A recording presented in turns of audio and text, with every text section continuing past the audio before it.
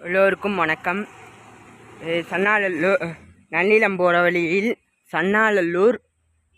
சன்னாலல்லூரில் நன்னிலம் போகிற வழியில் உப்புக்கடை தெரு ஸ்ரீ திரௌபதி அம்பிகை கோவில் கும்பாபிஷேகம் நடைபெற உள்ளது. அதனால் வேலை நடந்து கொண்டு உள்ளது. எல்லோரும் கும்பாபிஷேகத்துக்கு நன்கொடை வழங்கி அம்பாளின் அருளுக்கு பாத்திரமாக பெறும்படி கேட்டுக்கொள்கிறோம். நன்றி நன்றி நன்றி. இப்படிக்கு மனோஜ் மணிஷ் புத்தகரம். நன்றி நன்றி நன்றி.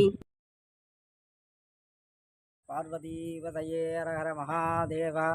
தென்னாடுடைய சிவனே போற்றி, எந்நாட்டவர்க்கும் இறைவா போற்றி, ஆரூர் அமர்ந்த அரசே போற்றி, சீரார் திருவையாரா போற்றி.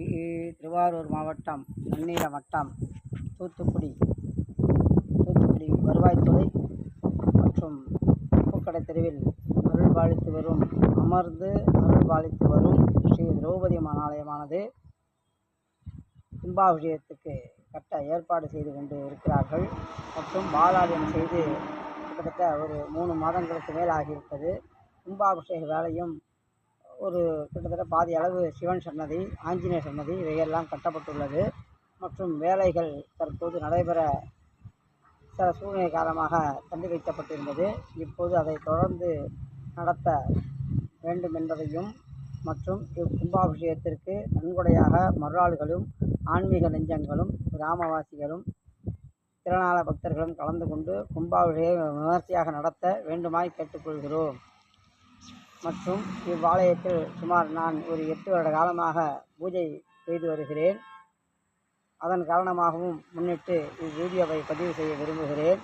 இக்கோயிலில் ஆருத்ரா தரிசனமும் மற்றும் வருடம் தீமிதி திருவிழாவும் ஒரு சித்திரை முதல் வைகாசி 15 தேதிக்குள் 29 நாட்கள் மிக விமர்சையாக திருவிழாக்கள் நடைபெறும்.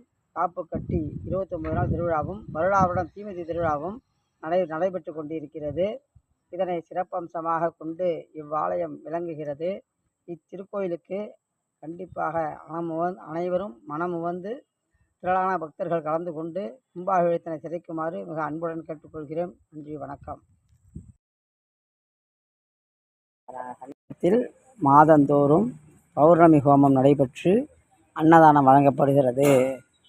இது பெரிய ஒரு வரப்பிரசாதமாக நண்பர்கள் குழு செய்து கொண்டு வருகிறார்கள். சந்தோஷமான விஷயம். அதிலும் கலந்து கொள்ளுமாறு கேட்டுக்கொள்கிறோம்.